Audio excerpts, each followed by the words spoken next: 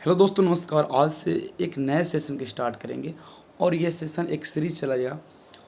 ये series Bihar board only 2022 exam के लिए होगा और ये बहुत ही काफ़ी इम्पोर्टेंट सीरीज होने वाले हैं। तो प्लीज़ इस वीडियो को, ये सीरीज को आप लोग मिस मत कीजिएगा। और ये हमारा सीरीज का पहला वीडियो है। ये इस सीरीज का हमारा पहला वीडियो होगा। ये नंबर 1 वीडियो है। 2011 से 2021 तक जितने भी प्रश्न पूछे गए हैं, सारे प्रश्न इसमें दिए गए हैं। और ये कैसे प्रश्न है, तो ये लॉन्ग है, लघु उत्तरीय प्रश्न है, यानी ये 2 मार्क्स वाले ये प्रश्न है।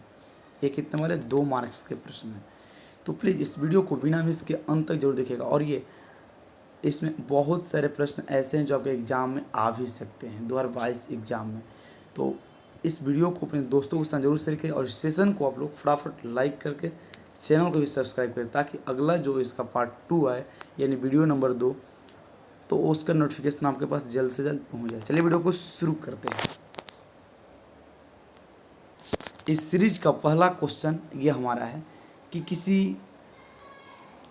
किसी चालक का प्रतिरोध किन किन कारकों पर निर्भर करता है। ये बहुत इंपॉर्टेंट क्वेश्चन है। क्वेश्चन जितना आपको दिया जाएगा, क्वेश्चन सारा का सारा पूछा हुआ क्वेश्चन है।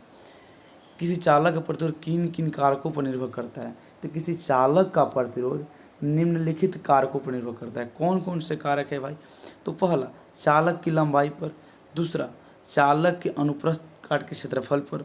और तीसरा, चालक तार की प्रकृति पर। और चालक के ताप पर।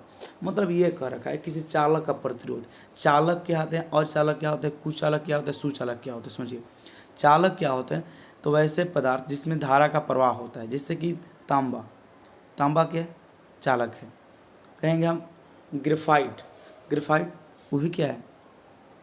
चालक है। जिसमें विद्युत का प्रवाह होता है, जिसमें विद्युत का प्रवाह करते हैं, उसमें चालक कहते हैं। ठीक है। तो कह रखा है कि चालक का प्रतिरोध।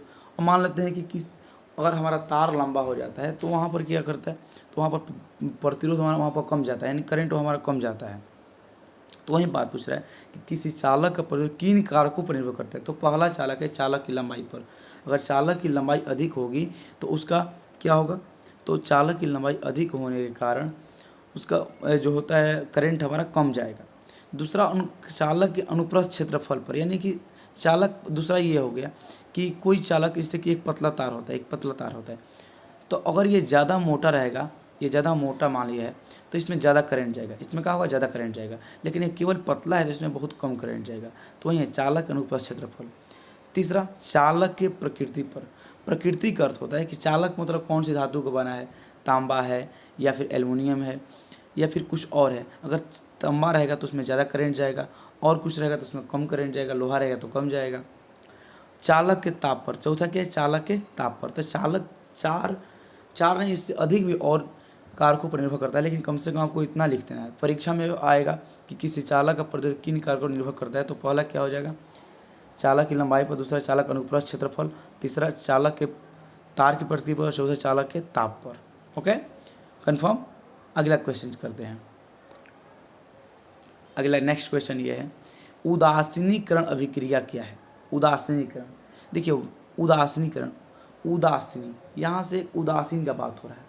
उदासीन, उदासीन क्या होता है? एक होता है, एक बात समझिए हमारा, इधर होता है अम्ल, एक होता है क्या चीज़? क्षार। एक क्या होता है? क्षार। अगर किसी विलयन का पीएच मान अगर 7 है, तो 7 है तो ये होगा हमारा अम्ल। क्या होगा? अम्ल, एसिड।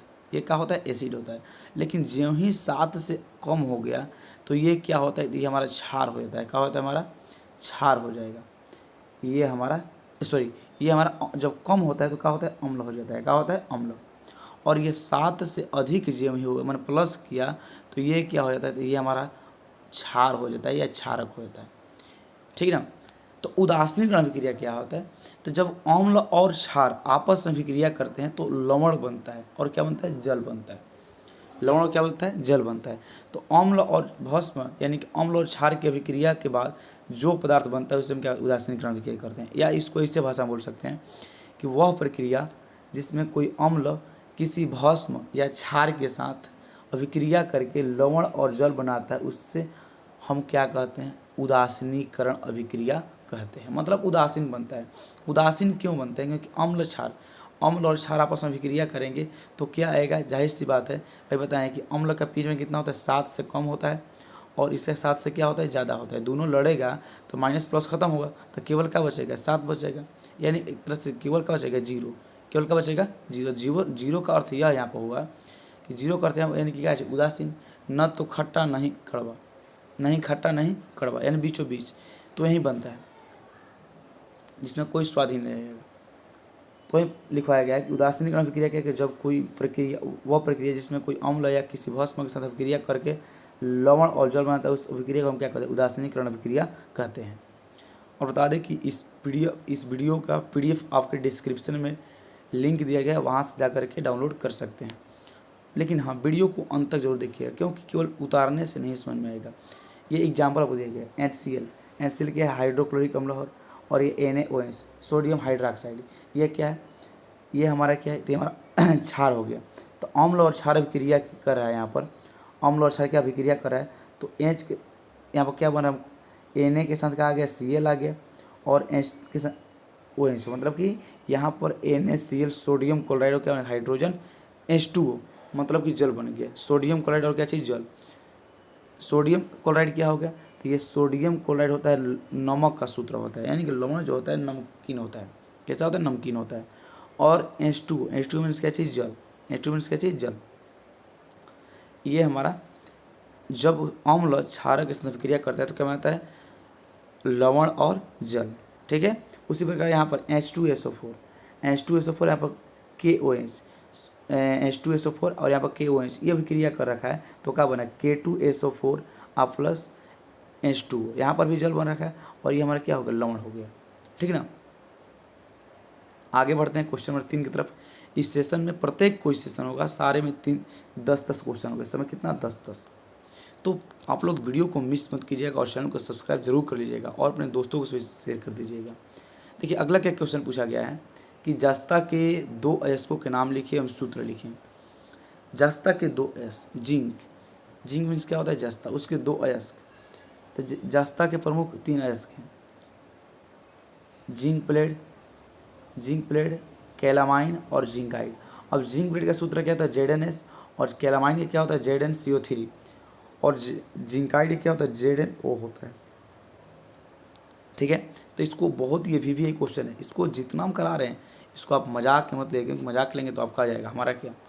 इसलिए प्लीज़ इस वीडियो को अंत तक देखिएगा। ये नहीं केवल PDF के चक्कर में सब केवल उतार लिए कॉपी में, तो उतारने से नहीं होगा, समझो। अगला क्वेश्चन, एम्पियर क्या है? परिभाषा दें। एम्पियर क्या होता है? तो विद्युत धारा का ऐसा ही मात्रक होता है, लेकिन उसके साथ और समझते हैं। देखिए एम्पियर क्या होता है? तब किसी विद्युत परिपथ के किसी अनुप्रस्थ क्षेत्रफल से 1 कूलाम आवेश प्रति सेकंड प्रवाहित होता है तो परिपथ में प्रवाही धारा की प्रबलता 1 एम्पियर होती है। यदि किसी विद्युत परिपथ क्या होता है? परिपथ, विद्युतीय परिपथ, मतलब करंट वाला जो तार होता है उसे विद्युत परिपथ कहते हैं। उसके अनुप्रस्थ क्षेत्रफल से 1 कूलम आवेश प्रति सेकंड प्रवाहित होता है, प्रति सेकंड 1 कूलम। तो परिपथ में प्रवाही धारा की प्रबलता क्या होती है? 1 एम्पियर होती है, यानी कि 1 एम्पियर वाला सूत्र होता है कूलम बटा में सेकंड, मतलब कूलम बटा समय, अर्थात 1 एम्पियर बराबर 1 कूलम बटा में 1 सेकंड, 1 कूलम बटा में 1 सेकंड। तो एम्पियर वाला सूत्र क्या होता है? कूलम बटा सेकंड, अर्थात। ठीक है। नेक्स्ट क्वेश्चन करते हैं। हुआ नेक्स्ट क्वेश्चन हमारा ये है कि प्रकाश संश्लेषण क्या है? इसके रासायनिक समीकरण दें। देखिए प्रकाश संश्लेषण क्या होता है? सूर्य के प्रकाश, कार्बन डाइऑक्साइड और जल की उपस्थिति में पौधे को भोजन बनाने की क्रिया को हम क्या कहते हैं? प्रकाश संश्लेषण कहते हैं। मतलब सूर्य प्रकाश के द्वारा जो कार्बन डाइऑक्साइड और जल की उपस्थिति में पौधे अपना भोजन बनाता है, उस क्रिया को हम क्या कहते हैं?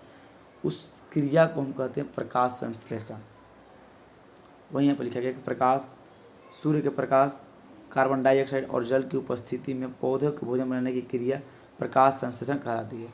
क्लोरोफिल युक्त पौधे अपना भोजन स्वयं करते हैं, इसके लिए पौधे को स्वयंपोषी कहते हैं। क्लोरोफिल युक्त जितने भी पौधे होते हैं सभी क्लोरोफिल होते हैं, उसमें बहुत सारे ऐसे कम पौधे हैं जो क्लोरोफिल नहीं होते हैं।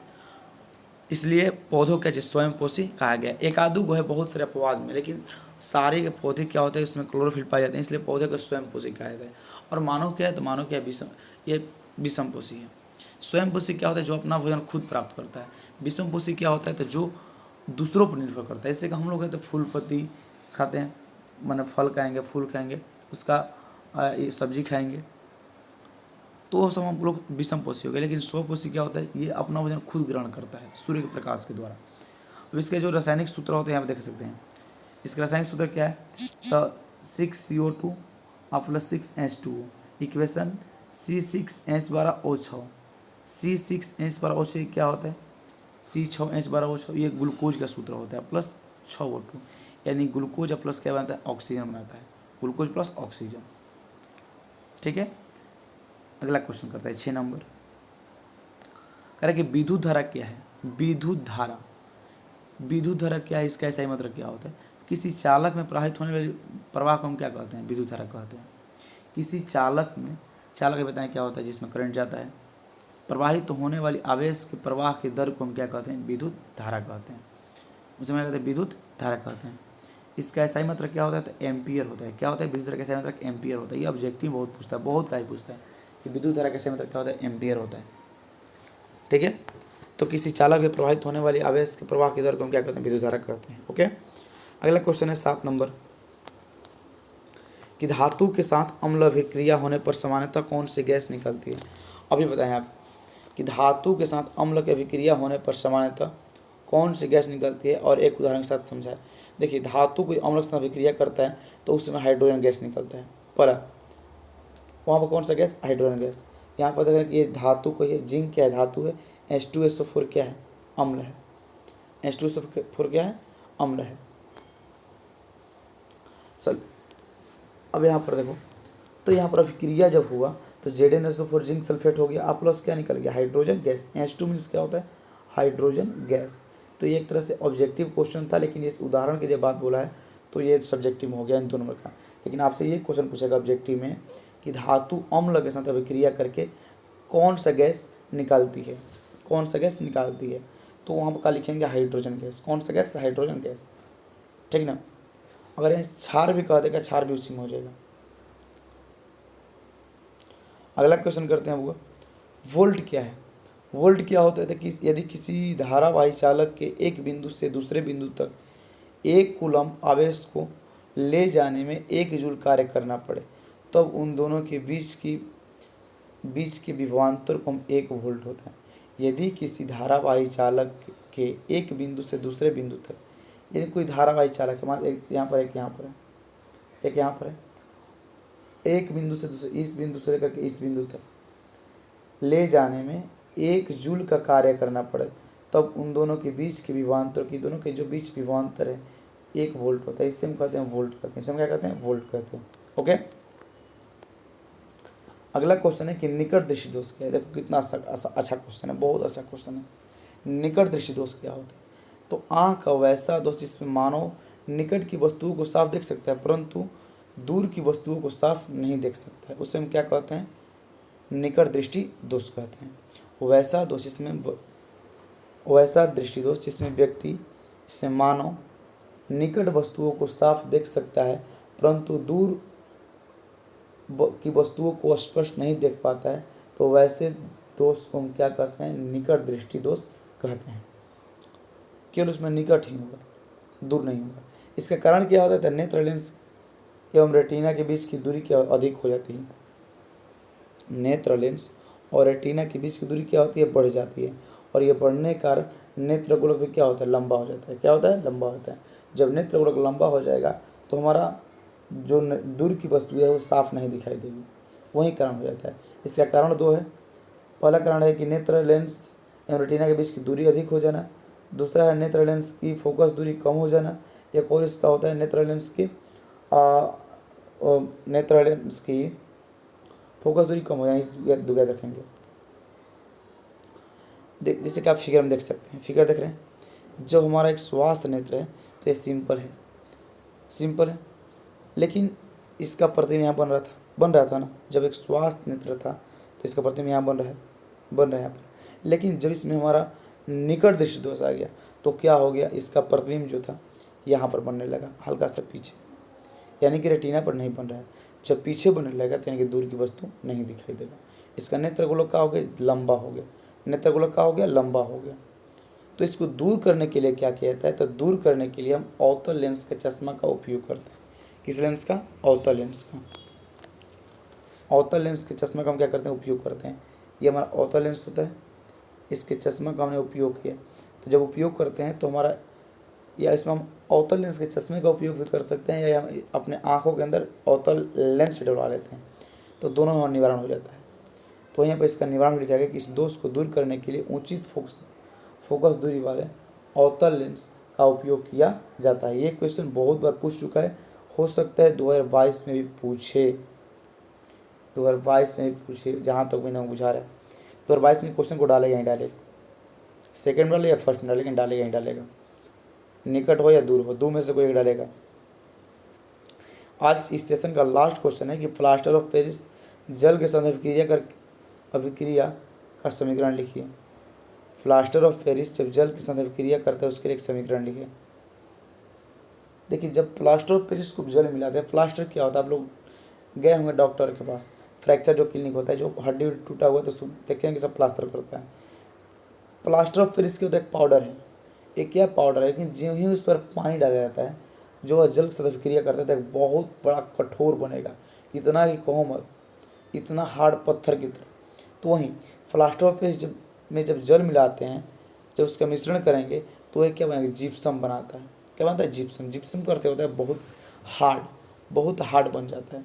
आप लोग प्लास्टर ऑफ पेरिस लेकर उसमें खाली पानी डाल कर छोड़ दीजिएगा, इतना हार्ड बन जाएगा, उसको तोड़ने पर जल्दी टूटेगा नहीं।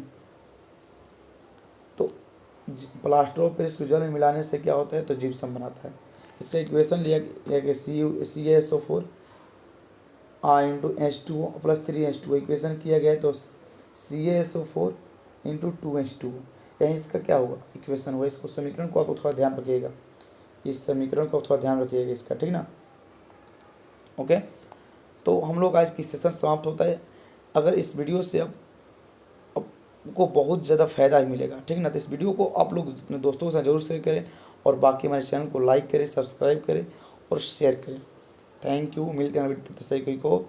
जय हिंद, गुड बाय।